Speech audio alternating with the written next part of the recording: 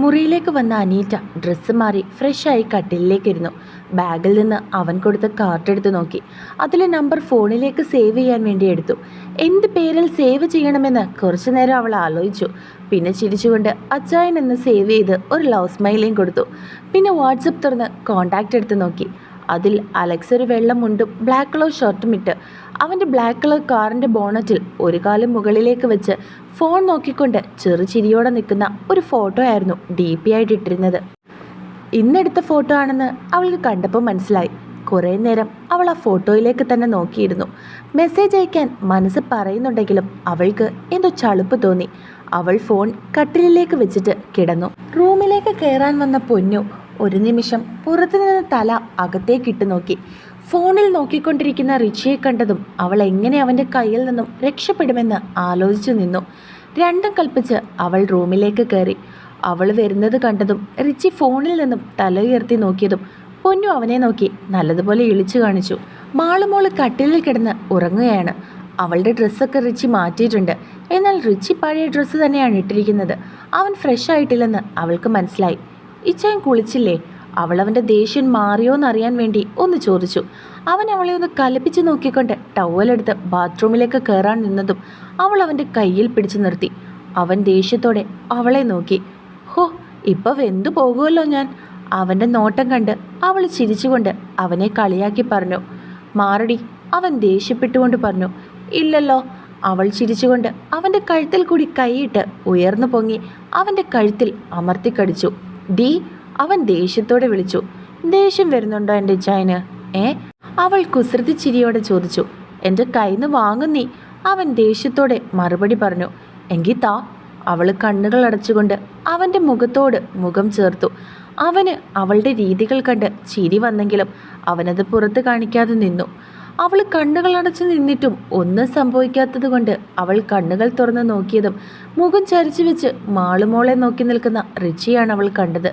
അവൾ ദേഷ്യത്തോടെ അവനെ തള്ളി മാറ്റിക്കൊണ്ട് കട്ടിലിലേക്ക് ചെന്നിരുന്നു. റിച്ചി അവളുടെ കയ്യിലേക്ക് പിടിച്ചു.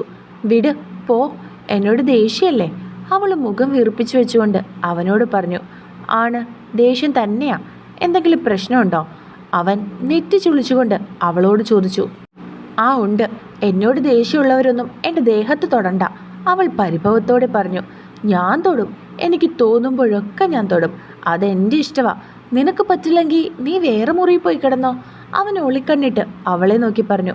ആ, ഞാൻ പോകുക. നിങ്ങൾ അപ്പയും മോളും ഇവിടെ കിടന്നോ? അല്ലെങ്കിലും എന്നെ ആർക്കും വേണ്ടല്ലോ.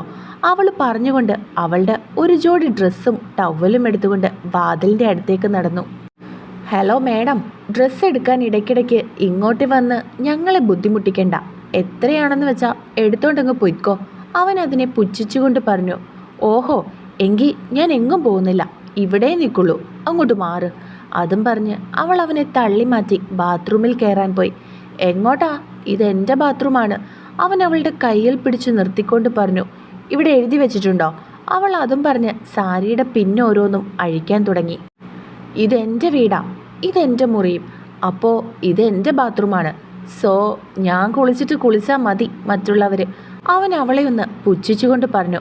ഇത്രയും നേരം കുളിക്കാൻ വയ്യായിരുന്നല്ലോ, ഞാൻ ആകെ വിയർത്ത് നിൽക്കുക, ഇനി ഞാൻ കുളിച്ചാൽ മതി. അവളും പാശിയോടെ പറഞ്ഞുകൊണ്ട് ബാത്റൂമിലേക്ക് കയറാൻ തുടങ്ങിയതും അവൻ അവളുടെ സാരിത്തുമ്പിൽ പിടിച്ചു വലിച്ചു. അവളൊന്ന് കറങ്ങിക്കൊണ്ട് അവൻ്റെ നെഞ്ചിലേക്ക് വന്ന് വീണതും അവളുടെ സാരി മുഴുവൻ അഴിഞ്ഞു താഴേക്ക് പോയിരുന്നു. റിച്ചി കുസൃതി ചിരിയോടെ അവളെ ഇടുപ്പിലൂടെ ചേർത്ത് പിടിച്ചു. വേണ്ട ചായ, അവൾ അവനെ തള്ളി മാറ്റാൻ ശ്രമിച്ചുകൊണ്ട് പറഞ്ഞതും അവൻ അവളുടെ കഴുത്തിലേക്ക് മുഖം ചേർത്തു. അവൻ്റെ മീശയും താടിയും അവളുടെ കഴുത്തിൽ ഇഴഞ്ഞതും അവൾക്ക് ഇക്കിളിയാകാൻ തുടങ്ങി. അവൾ പൊട്ടിച്ചിരിച്ചുകൊണ്ട് അവനെ മാറ്റാൻ ശ്രമിച്ചു. അവൻ അവളുടെ കഴുത്തിൽ പറ്റിപ്പിടിച്ചിരിക്കുന്ന വിയർപ്പ് തുള്ളികൾ ചുംബിച്ചു. പിന്നെ അവൻ രണ്ടിടുപ്പിലൂടെയും പിടിച്ച് പൊക്കിക്കൊണ്ട് അവളെ ടേബിളിലേക്ക് ഇരുത്തി. ഇച്ചായ, അവൾ കൊഞ്ചിക്കൊണ്ട് വിളിച്ചു. അവൻ ഒരു കൈകൊണ്ട് അവളുടെ ഇടുപ്പിൽ ചുറ്റി വരിഞ്ഞ് അവളെ ഒന്നുകൂടി അവൻ്റെ അടുത്തേക്ക് ചേർത്തു. മറുകൈ കൊണ്ട് അവളുടെ പിൻകഴുത്തിൽ പിടിച്ച് അവൻ്റെ മുഖത്തോട് അടുപ്പിച്ചു. അവൾ ചിരിച്ചുകൊണ്ട് കണ്ണുകളെ ഇറുക്കി അടച്ചു പിടിച്ചു. അവളുടെ കഴുത്തിൽ നിന്നും ഒലിച്ചിറങ്ങുന്ന വിയർപ്പ് തുള്ളികൾ അവളുടെ മാറിടുക്കിലേക്ക് ചെന്ന് ഒളിക്കുന്നത് അവൻ നോക്കി നിന്നു. അവളുടെ മേൽചുണ്ടിലായി പറ്റിപ്പിടിച്ചിരിക്കുന്ന വിയർപ്പ് തുള്ളികൾ അവൻ തള്ളവിരൽ കൊണ്ട് തുടച്ചു. അവിടെ അമർത്തി ചുംബിച്ചു. പിന്നെ അവളുടെ നെറ്റിയിൽ അവൻ്റെ നെറ്റി ചേർത്ത് വെച്ചു. അവൾ കണ്ണുകൾ തുറന്ന് അവനെ നോക്കി ചിരിച്ചു കാണിച്ചു. നിന്നോട് ഞാൻ എന്താടി പറഞ്ഞത്? അവൻ അവളുടെ ചെവിയിൽ പിടിച്ച് കിഴുക്കിക്കൊണ്ട് ചോദിച്ചു. ഇച്ചായ വേദനിക്കുന്ന, പിടിവിട്. അവൾ അവൻ്റെ കയ്യിൽ പിടിച്ചുകൊണ്ട് പറഞ്ഞു. നിനക്ക് പറഞ്ഞാൽ ഒട്ടും അനുസരണയില്ല തെണ്ടി. അവൻ അവളുടെ ഇടുപ്പിലൊന്ന് പിച്ചി. ഹോ, എന്താ ഇച്ചായ, എല്ലായിടവും നുള്ളിപ്പറിച്ചെടുക്കുവോ? അവൾ ഇടുപ്പിൽ തിരുമ്മിക്കൊണ്ട് അവനോട് പറഞ്ഞു. ഞാൻ അനുസരണക്കേട് കാണിച്ചില്ലല്ലോ. എനിക്ക് ഇച്ചായനെ ഭയങ്കര പേടിയാ. കണ്ടില്ലേ, എൻ്റെ മുട്ടൊക്കെ വിറയ്ക്കുന്നുണ്ട്. അവൾ നിഷ്കു ചമഞ്ഞുകൊണ്ട് പറഞ്ഞു. ഇച്ചായൻ്റെ കൊച്ച് ഇച്ചായനെ കളിയാക്കുവാണോ? അവൻ പുരുകം പൊക്കി ചോദിച്ചതും അവളതിന് നല്ലതുപോലെ ഇളിച്ചു കാണിച്ചു. അതെ, അത് നേഹയെ ഒരുക്കാൻ ആ ചേച്ചീനെ വിളിക്കാൻ പോയതാ. സോറി. അവൾ അവൻ്റെ ഷർട്ടിൻ്റെ ബട്ടൺസിൽ പിടിച്ച് കറക്കിക്കൊണ്ട് പറഞ്ഞു. അവൻ അതിനൊന്ന് മൂളി.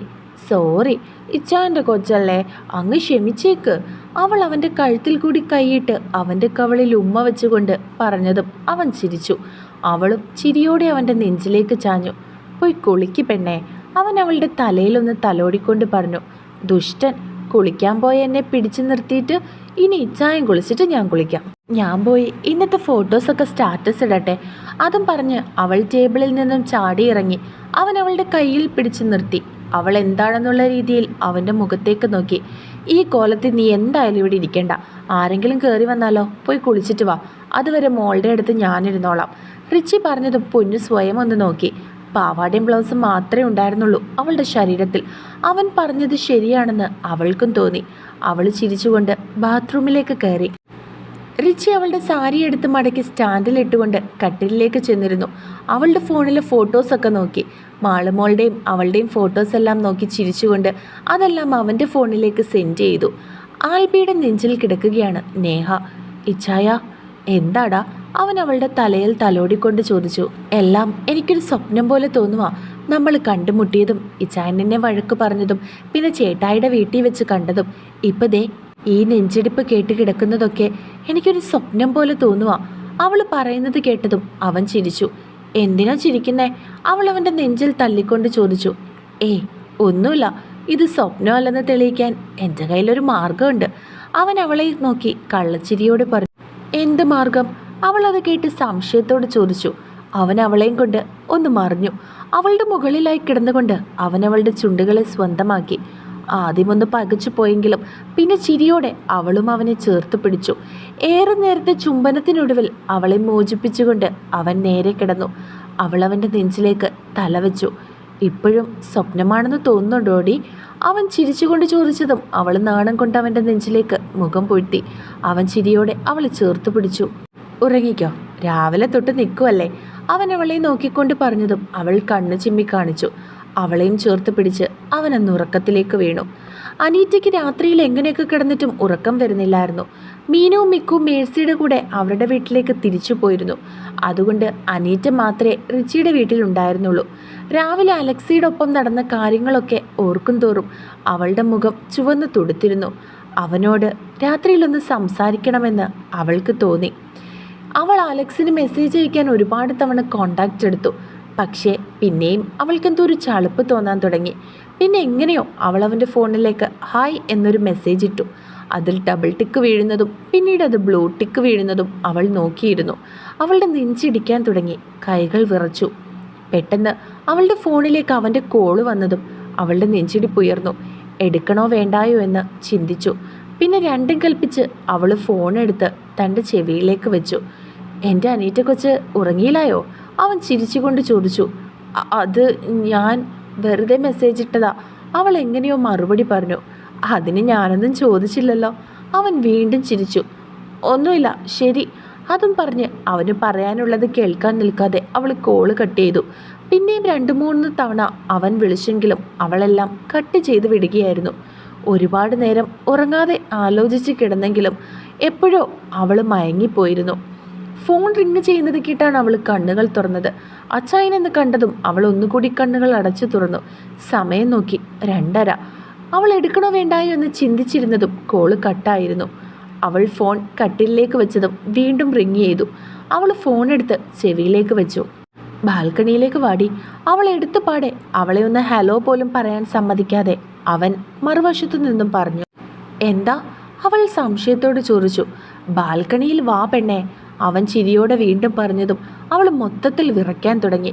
വയറ്റിൽ വെപ്രാളം പോലൊക്കെ അവൾക്ക് തോന്നി. റിച്ചിയുടെ റൂം തൊട്ടടുത്താണല്ലോ, അതിൻ്റെ ഫ്രണ്ടിൽ കൂടി പോകണമല്ലോ, അവൻ കാണുമോ എന്നൊക്കെ ഓർക്കും തോറും അവൾക്ക് പേടി തോന്നി. അവൾ എന്ത് ചെയ്യണമെന്നറിയാതെ റൂമിൽ അങ്ങോട്ടും ഇങ്ങോട്ടും ഫോണും കൊണ്ട് നടന്നു. അവന് മെസ്സേജ് അയക്കാൻ തോന്നിയ നിമിഷത്തെ അവൾ പഴിച്ചു. കയ്യിലിരുന്ന ഫോൺ വൈബ്രേറ്റ് ചെയ്തതും അവൾ അതിലേക്ക് നോക്കി. പിന്നെ ഫോൺ എടുത്തു. എടി പെണ്ണെ, നീ ഇങ്ങോട്ട് വരുന്നുണ്ടോ അതോ ഞാൻ അങ്ങോട്ട് വരണോ? അവൻ കനപ്പിച്ച് തന്നെ ചോദിച്ചു. ഞാൻ വരാം. അവൾ പറഞ്ഞതും ഫോൺ വീണ്ടും കട്ടായി. അവൾ അവനെയും അവൻ്റെ വീട്ടുകാരെയും എല്ലാം ഒന്ന് സ്മരിച്ചുകൊണ്ട് റൂമിൽ നിന്നും ഇറങ്ങി പതിയെ ബാൽക്കണിയിലേക്ക് ചെന്ന് അവിടുത്തെ വാതിൽ തുറന്നു. ചുണ്ടിൽ കുസൃതി ചിരിയുമായി കൈകൾ മാറിൽ കെട്ടി നിൽക്കുന്ന അവനെ കണ്ടതും അവൾ ഒരു നിമിഷം നോക്കി നിന്നുപോയി. ഒരു ബ്ലാക്ക് പാൻറ്റും റെഡ് ടീഷർട്ടുമാണ് വേഷം. ടീഷർട്ടിൻ്റെ മുകളിൽ കൂടി ഒരു ബ്ലാക്ക് ജാക്കറ്റ് ഇട്ടിട്ടുണ്ട്. സ്വർണ്ണമാല ടീഷർട്ടിന് മുകളിൽ കിടപ്പുണ്ട്. അലസമായി കിടക്കുന്ന മുടി കുറച്ച് നെറ്റിയിലേക്ക് വീണ് കിടപ്പുണ്ട്. അവളെ നോക്കി കുസൃതിയോടെ അവൻ ചിരിച്ചു. അവൻ അവളുടെ അടുത്തേക്ക് നടന്നു. അവൻ വരുന്നതനുസരിച്ച് അവൾ പുറകിലേക്ക് നീങ്ങി ഭിത്തിയിൽ ചേർന്ന് നിന്നു. അവൻ അവളുടെ അടുത്തേക്ക് വന്ന് രണ്ട് കൈകളും രണ്ട് സൈഡിലായി ലോക്ക് ചെയ്തു പിടിച്ചു. അവൾ പേടിയോടെ ഉമിനീറിറക്കി. അത് തൊണ്ടക്കുഴിയിൽ നിന്നും താഴേക്ക് പോകുന്നത് അവൻ നോക്കി നിന്നു. അവൻ ചിരിച്ചുകൊണ്ട് ഒന്നുകൂടി അവളോട് ചേർന്നു. അവളുടെ ചുണ്ടുകൾ വിറച്ചു. കൈകളും കാലുകളും തളർന്നു പോകുന്നത് പോലെ അവൾക്ക് തോന്നി. പെട്ടെന്ന് അവൻ ഒരു കൈകൊണ്ട് അവളുടെ ഇടുപ്പിലൂടെ പിടിച്ച് അവനോട് അടുപ്പിച്ചതും അവൾ രണ്ട് കൈകളും അവൻ്റെ ഷോൾഡറിൽ അമർത്തിപ്പിടിച്ചു. അവൻ ചിരിച്ചുകൊണ്ട് അവളുടെ കഴുത്തിലേക്ക് മുഖമടുപ്പിച്ചു. അവൾ തൻ്റെ കണ്ണുകളെ ഇറുക്കിയടച്ചു. അനീറ്റ കണ്ണുകൾ ഇറുക്കിയടച്ചു. അവൻ അവളുടെ കഴുത്തിൽ ചുണ്ടുകളും നാവുകളും ഉപയോഗിച്ച് ചുംബിച്ചു. അവൾ അവൻ്റെ ഷോൾഡറിൽ പിടിച്ചുകൊണ്ട് ഉയർന്നു പൊങ്ങി. അവൻ അവളുടെ കാതിലൊന്ന് അമർത്തി ചുംബിച്ചു. അവൾ വീർത്തൊഴുകാൻ തുടങ്ങി. അനു, അവൻ അവളുടെ ചെവിയിലായി ചുംബിച്ചുകൊണ്ട് വിളിച്ചു. അവളൊന്ന് മൂളിപ്പോയി. ഐ ലവ് യു, അവൻ പറഞ്ഞതും അവൾ പെട്ടെന്ന് തിരിഞ്ഞ് അവനെ നോക്കിയതും അവളുടെ ചുണ്ടുകൾ അവൻ്റെ ചുണ്ടുമായി കോർത്തു. അവൾ കണ്ണുകൾ തള്ളി അവനെ നോക്കി. അവൻ്റെ അവസ്ഥയെ മറിച്ചായിരുന്നില്ല. പെട്ടെന്ന് അവളുടെ ചുണ്ടുകൾ തട്ടിയതും അവൻ്റെ ഉള്ളിൽ വികാരങ്ങൾ ഉണർന്നു. അവനിൽ നിന്നും അകന്നു മാറാൻ തുടങ്ങിയ അവളെ പിൻകഴുത്തിൽ പിടിച്ച് അവനെ അടുപ്പിച്ചുകൊണ്ട് അവളുടെ ചുണ്ടുകളെ സ്വന്തമാക്കി. ചുണ്ടുകളും നാവുകളും ഉപയോഗിച്ച് അവളുടെ ചുണ്ടുകളെ സ്വന്തമാക്കുമ്പോൾ അവളും മറ്റൊരു ലോകത്തായിരുന്നു. ആദ്യമായി അവൻ്റെ വന്യമായ ചുംബനത്തിൽ അവൾ ലയിച്ചിരുന്നു. ഒടുവിൽ അവളുടെ കീഴ്ചുണ്ടിനെ കടിച്ചു വിട്ടുകൊണ്ട് അവനവളെ സ്വതന്ത്രമാക്കിയപ്പോൾ രണ്ടുപേരും നന്നായി കിതച്ചു. അവനവളെ നെഞ്ചോട് ചേർത്ത് പിടിച്ചതും അവളൊരു പൂച്ചക്കുഞ്ഞിനെ പോലെ അവൻ്റെ നെഞ്ചിലേക്ക് ഒതുങ്ങി. അനു, അവനവളുടെ തലയിലൊന്ന് തലോടിക്കൊണ്ട് വിളിച്ചു. ദേഷ്യമായോ എന്നോട്? ഞാൻ വീട്ടിൽ വന്ന് ചോദിക്കട്ടെ? എന്നെ ഇഷ്ടമാണോ നിനക്ക്? അവൾ മൂളിക്കൊണ്ട് അവനെ ഒന്നുകൂടി ചേർത്ത് പിടിച്ചു. അവനും ചിരിച്ചുകൊണ്ട് അവളെ ചേർത്ത് പിടിച്ച് നെറ്റിയിലൊന്ന് ചുംബിച്ചു. അവൻ കുറച്ചു നേരം കൂടി അവളോട് സംസാരിച്ചിരുന്നിട്ടാണ് പോയത്. പിറ്റേന്ന് തന്നെ അവൻ റിച്ചിയെ വന്ന് കണ്ട് അനീറ്റയോടുള്ള ഇഷ്ടം പറഞ്ഞിരുന്നു. റിച്ചി അനീറ്റയെ വിളിച്ച് ചോദിച്ചതും അവൾക്കും അവനെ ഇഷ്ടമാണെന്ന് പറഞ്ഞു. റിച്ചി അവളുടെ അമ്മയും പപ്പയും വിളിച്ച് കാര്യം പറഞ്ഞു. അലക്സിനോട് നല്ലൊരു ദിവസം നോക്കി അവളുടെ വീട്ടിലേക്ക് ചെല്ലാനും റിച്ചി പറഞ്ഞു. അലക്സ് ഞായറാഴ്ച അവൻ്റെ പപ്പയും അമ്മയും കൊണ്ട് അവളുടെ വീട്ടിലേക്ക് ചെന്നു. അവളുടെ ഇഷ്ടം പോലെ തന്നെ PG കഴിഞ്ഞിട്ട് മാരേജ് മതിയെന്ന് അവർ തീരുമാനിച്ചു. അവൻ അതിൻ്റെ അടുത്ത ദിവസം തന്നെ ഹൈദരാബാദിലേക്കും പോയിരുന്നു.